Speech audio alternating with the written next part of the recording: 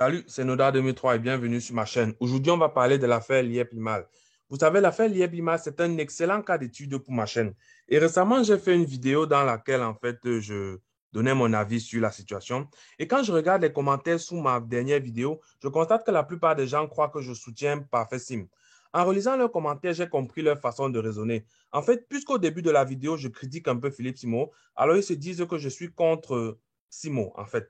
Et comme Sim est contre Sim, ils en déduisent que je soutiens Sim. Vous voyez, cette argumentation est fallacieuse. C'est ce qu'on appelle un faux dilemme. On traite la situation comme s'il n'existait que deux camps, le camp de Philippe Simo et le camp de Sim et Liep Limal. Ça, c'est faux. Il y a aussi le camp de la vérité, de l'analyse, le camp de ceux qui n'ont aucun parti pris dans la situation, le camp de ceux qui se servent de la situation pour faire des analyses. Et c'est dans ce camp-là que je me situe, en fait. Le but des analyses est de développer des outils qui nous permettent d'être des personnes meilleures.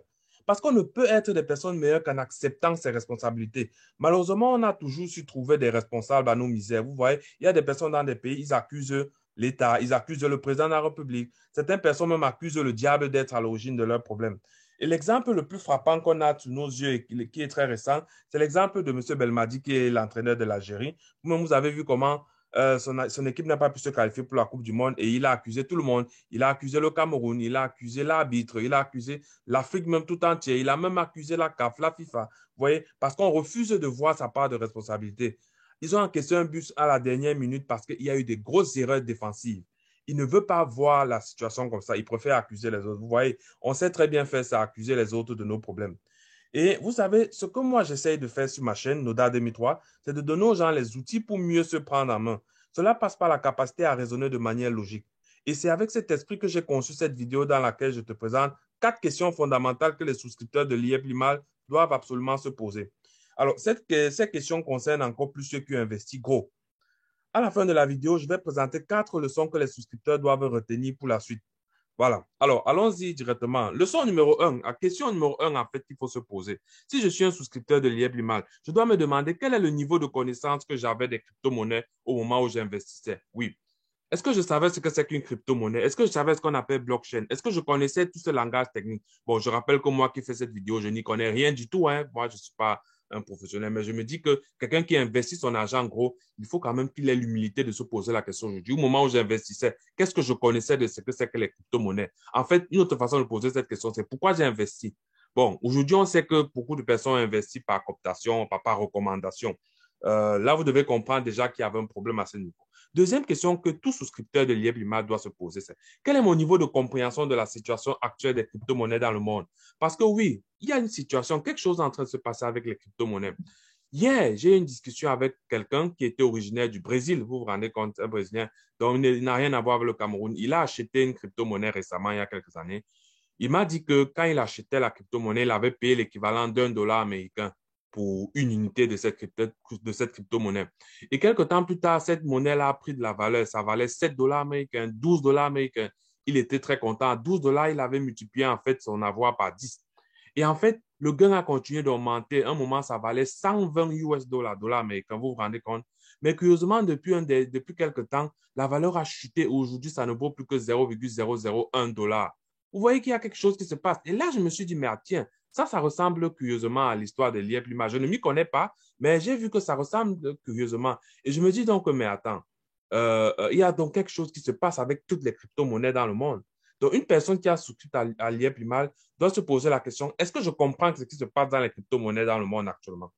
Troisième question qu'il faut se poser.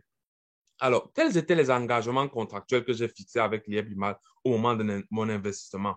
Parce qu'aujourd'hui, on dit que Parfait Sim, il est passé du 1.0 au 2.0, il a changé les clauses, mais est-ce qu'il avait le droit de changer ces clauses? Est-ce qu'il n'avait pas le droit de changer ces clauses? Autrement dit, est-ce que c'est écrit quelque part qu'il pouvait faire ça ou ne pas faire ça? Il faut se demander quels étaient les engagements contractuels en fait qu'on avait avec l'IEB au moment de l'investissement pour qu'on puisse comprendre si aujourd'hui il y a problème ou pas, si aujourd'hui Parfait Sim est un escroc ou pas.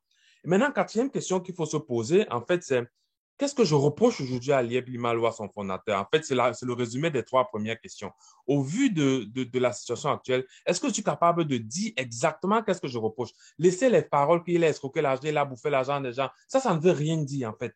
Est-ce qu'au vu de la situation, de l'activité, qu'est-ce que je reproche concrètement? Est-ce que je peux expliquer ça en des termes techniques? Parce que c'est de ça qu'il s'agit. Et en fait, le but aussi pour lequel je pose ces questions, ce n'est pas de dédouaner Parfait Sim. Tout à l'heure, je vais vous dire peut-être qu'il est coupable. Mais le but surtout, c'est d'arriver à des leçons à tirer. Parce que c'est important de comprendre qu'il y a des leçons à tirer dans toute chose qui nous arrive. Première leçon qu'on peut tirer ici, c'est ne plus investir dans un business qu'on ne connaît pas. Et ça, c'est la réponse à la question numéro un. Si tu es investisseur de l'IEB et que tu te rends compte que tu investis sans comprendre que c'est qu'une crypto-monnaie, une blockchain, comment ça fonctionne, alors il faut que tu comprennes qu'il y avait problème, tu avais commis une erreur. Il ne faut plus investir dans un business que tu ne connais pas. Deuxième leçon à tirer, il faut toujours s'assurer d'avoir de la visibilité sur l'évolution de ce sur quoi on investit. Parfait Sim vous a dit qu'il a dû passer de 1.0 à 2.0. Il a donné des motifs. Mais en fait, qu'est-ce qui fait qu'on arrive à ça aujourd'hui? Quelle était l'évolution de cette crypto-monnaie dans le temps? Quelles sont les activités qui ont conditionné la prise de valeur ou la perte de valeur de cette monnaie? Vous devez connaître. Toi qui investis un gros montant d'argent dans l'IEB, tu dois connaître ça. N'attends pas que, il ne faut pas mettre ton argent et attendre simplement que les revenus viennent. La vie ne fonctionne pas comme ça. Il faut toujours travailler pour mériter son pain quotidien. Donc, tu as tort si tu investis de l'argent et tu t'attendais simplement à recevoir les dividendes. Il faut t'intéresser à ça. Tu dois toujours t'assurer d'avoir la visibilité sur l'évolution de ce sur quoi on investit. C'est ton argent dont tu as le droit de contrôler de comment ça évolue. Ça, c'est la deuxième leçon qu'il faut tirer de cette affaire. Troisième leçon à tirer, c'est qu'il faut toujours consigner par écrit les droits et les devoirs des investisseurs et du promoteur du projet dès le début. Parce qu'aujourd'hui, on reproche Parfait Sim d'avoir changé les règles du jeu pendant le jeu. Mais est-ce qu'il y a un document qui l'interdisait de changer les règles du jeu? En fait, quelle est l'entente qui a été faite? Quelle est l'entente qu'il a violée? Et là, vous comprenez directement que pour traiter avec quelqu'un, vous devez consigner par écrit les droits et les devoirs de chacun. Aujourd'hui, je vois les Camerounais dire non, je ne peux pas m'associer avec un Camerounais, je ne peux pas traiter avec un Camerounais, ils sont trop malhonnêtes, genre, ça ne va pas marcher. Mais en fait, c'est faux. Parce que si un Camerounais est malhonnête, ça veut dire que vous savez déjà quel est le type de problème que vous pouvez avoir. Ça veut dire que vous pouvez donc anticiper et consigner ces problèmes-là par écrit et dire que si cette situation arrive, voici comment on va se comporter. Tu es d'accord? Oui. Si telle situation arrive, voici comment on va se comporter. Tu es d'accord? Oui. Et vous signez. C'est ça un contrat. On n'engage pas les grosses sommes d'argent sans prendre en compte toutes ces précautions. Et ça, c'est des leçons à tirer de ce qui est en train de se passer là maintenant.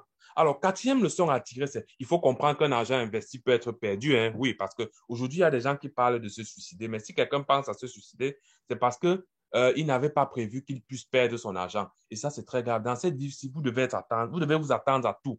Tout peut arriver dans la vie. Il ne faut pas vous dire que non, telle chose ne peut pas m'arriver, ne peut pas arriver. Non, tout peut arriver. La vie est faite d'une infinité de possibilités. Tout peut arriver dans tout. Donc, il faut toujours vous dire qu'un argent que vous investissez peut être perdu. C'est pour ça qu'on dit souvent qu'il ne faut investir qu'un argent qu'on est prêt à perdre. Et là, ça me fait rigoler parce que je suis en train de préparer une autre vidéo. Il y a des entrepreneurs au Cameroun qui ont fait des levées de fonds, qui ont pris l'argent des gens. Au moment où ils prenaient l'argent des gens, ils disaient investissez, vous allez gagner 50%, 100% à la fin et tout. Maintenant c'est le moment de rembourser, ils n'arrivent pas à rembourser. Ils commencent à dire aux gens que vous savez, quand vous investissez, il faut toujours être prêt à perdre. Vous voyez qu'ils ont changé leur discours. Et c'est ça, en fait, le monde dans lequel on vit. Les entrepreneurs qu'on a autour de nous, ils passent le temps à nous manipuler. Ils passent le temps à nous parler en fonction de ce qu'ils attendent de nous. Et on ne s'en rend pas compte. Bon, j'essaye sur ma chaîne autant que possible de mettre ça en lumière. Bon, avec le risque de me faire insulter et tout, parce que vous savez, ces entrepreneurs-là ont beaucoup de fans et eux, en fait, ils n'ont plus de cervelle. Quand tu dis quelque chose contre son idole, ils tirent sur toi. Bon, bref. Ça, c'est la quatrième leçon à tirer. Cinquième leçon qu'il faut tirer de cette affaire de l'IEB, c'est qu'il faut comprendre que nous avons toujours une part de responsabilité dans tout problème.